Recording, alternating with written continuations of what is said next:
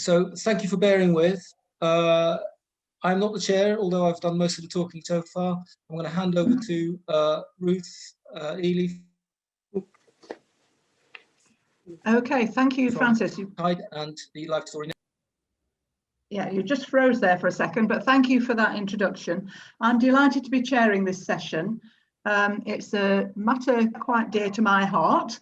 I will introduce the other speakers in a second, but just to say that I'm Ruth Ely. I'm the Vice Chair and Director of both Life Story Network and TIDE, Together in Dementia Every Day. You can't see it, but I'm wearing my TIDE badge there, which is an involvement network for carers of people with dementia to help them have a voice and speak up and influence change. I'm also the Vice Chair of Liverpool Dementia Action Alliance, which brings together, I think we've got 93 member organisations now across the city, all working together to try and make it more dementia friendly and dementia inclusive.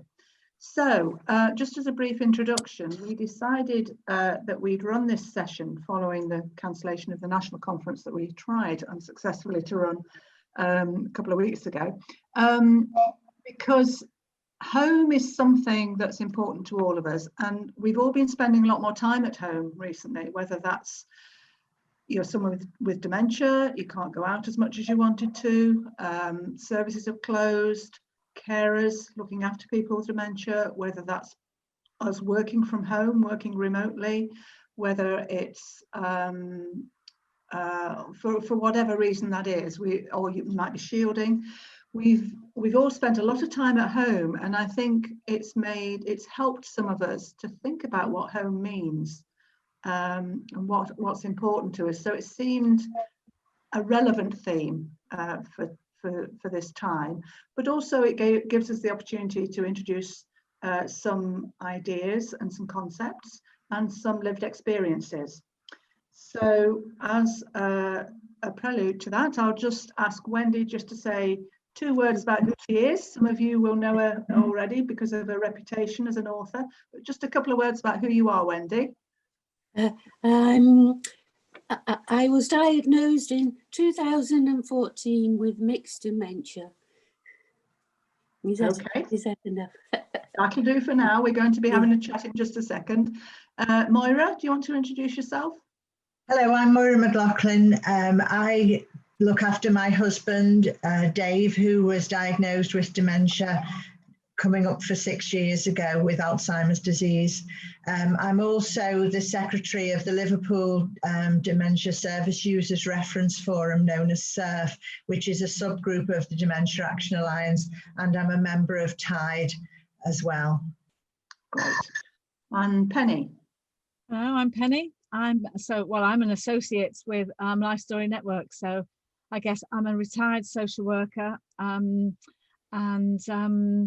so thinking about what home means to people's sense of identity when they've got dementia is my passion. Great, okay, thank you.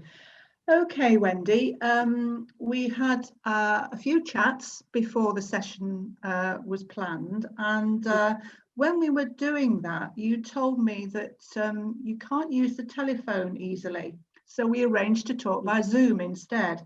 Can you explain a bit why the phone is so difficult?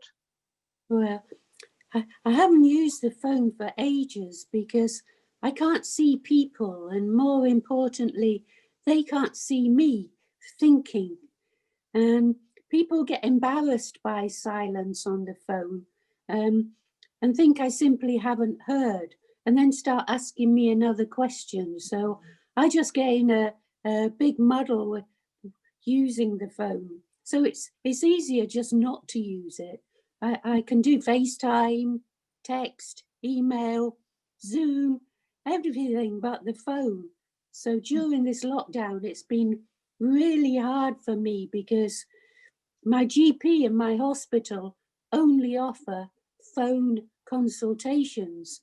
So I've lost that little bit of independence that I was so keen to keep hold of, because now my daughters have to be available to contact these services, whereas in this day and age you'd think they'd be able to offer a video call. That's really helpful, Wendy. So, I mean, it just illustrates you know, everybody's different, aren't they? Yeah. And that'll be a theme that we'll be coming back to.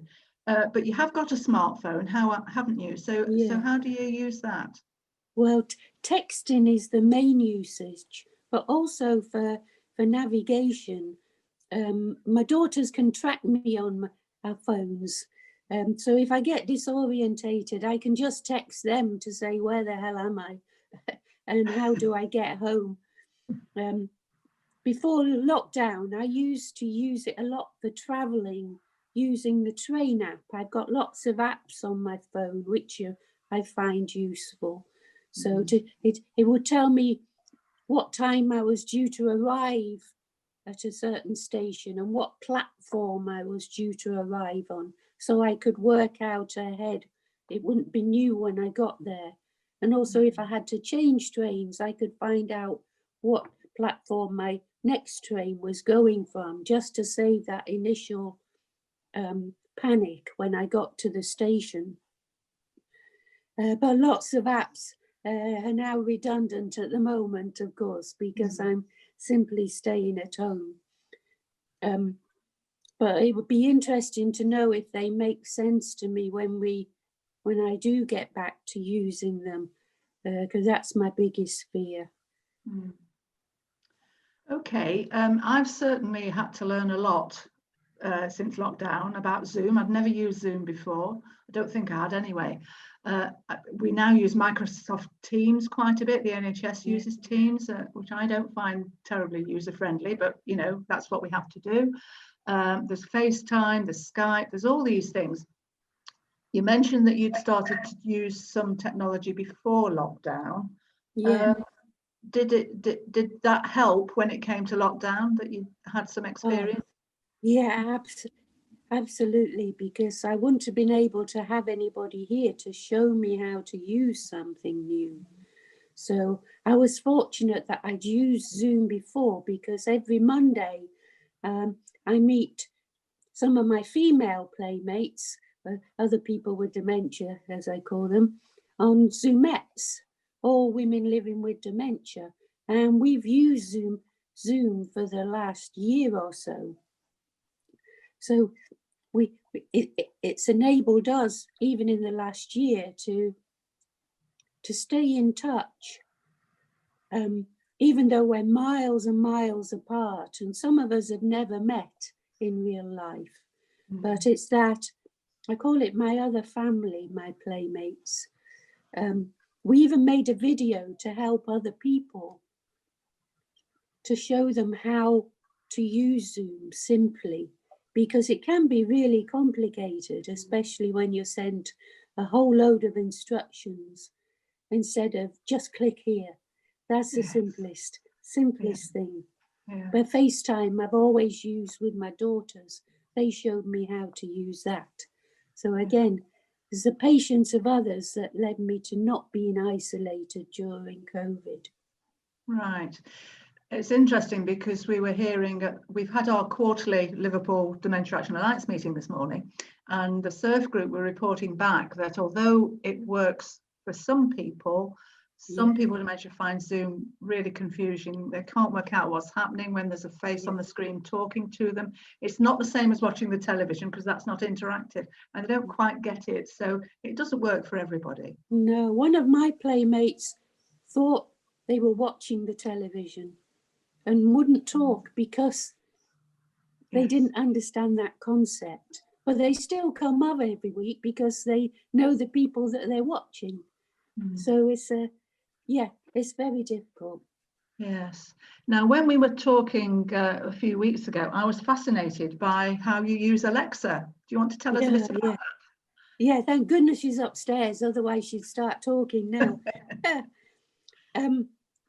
I probably don't use her as much as some people, because I did have to have someone help me set her up, because this little box didn't mean anything to me when it arrived. I wouldn't have had a clue what to do, far beyond my capabilities. But now she's really wonderful. she sends me reminders all day long. And even if I'm not in the house, they pop up on my phone. So I can never escape her. She's always reminding me. And she puts the lights on upstairs because I was forever falling over in the dark trying to find the light switches. So now I can ask Alexa to put the lights on upstairs before I go up. And also she can switch the kettle on for me, which is my recent addition, which I didn't know about until someone told me how. But so that's a real bonus, because I'd come downstairs and if I didn't stay next to the kettle, I'd wander off and then forget all about having a drink. So now I can ask her to put the kettle on, and then by the time I've got downstairs, the kettle's boiled and I know what I'm doing. And I can also ask her to play me some calming music when I'm feeling agitated and disorientated. And I can ask her what day it is or what time it is when I just don't know where on earth I am or what day it is. And I seem to believe her more than my clock, because I can think that my clock has stopped. But with Alexa, I know she'll always be right.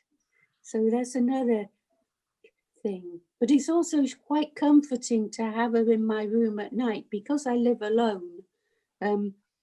I can say good night to her and she'll say, speak to you in the morning, which is just very comforting.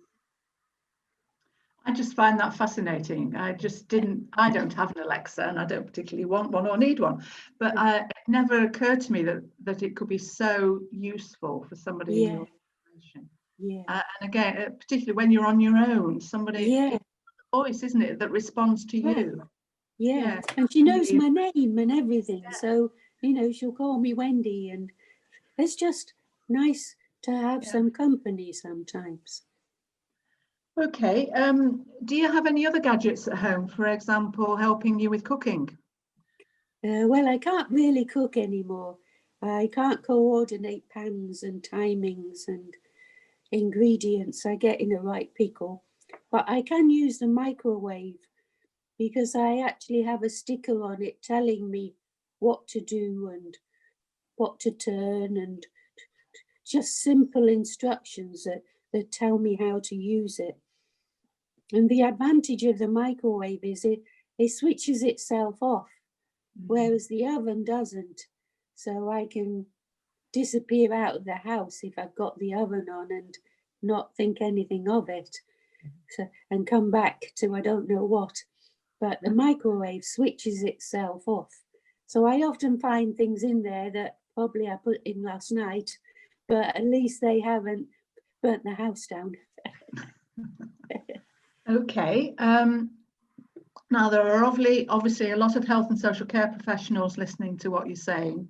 And we can all get very excited about what technology can do, what it can offer. So what do you think are the most important things for them to know about assistive technology based on your experience? Yeah, and remember, this is just my experience. So the most important thing for me to say is that it won't work for everyone. And not all technology will work for everyone. Not everyone will need all technology. Maybe some things will slip into their routine quite comfortably, but many can make the situation actually worse by being confusing. For example, there's probably a way to make Alexa switch all my lights on, but I prefer to use the light switch for some. That's my routine. And even though I can't see light switches because they blend into the wall, I've just painted a navy blue square around them so I can see them easier. So that's what I did instead of technology. I'm more comfortable with that. I wouldn't want Alexa to switch all my lights on because I'd get confusing. So sometimes simple solutions, simple, cheap solutions are better than technological ones. Okay, so the main message from your experience is keep it simple, work with the person to find out what works best for them. Yeah, you've got it in one. Simplicity and routine are two of the most important things in our lives. Great. Okay, well, that was really interesting, Wendy. Thank you. There's a couple of questions in the chat here from, can't see the name because it's concealed, but thank you for your question. Wendy, was it just trial and error that allowed you to discover that video allowed others to know you needed time to process questions? So using Zoom rather than no, I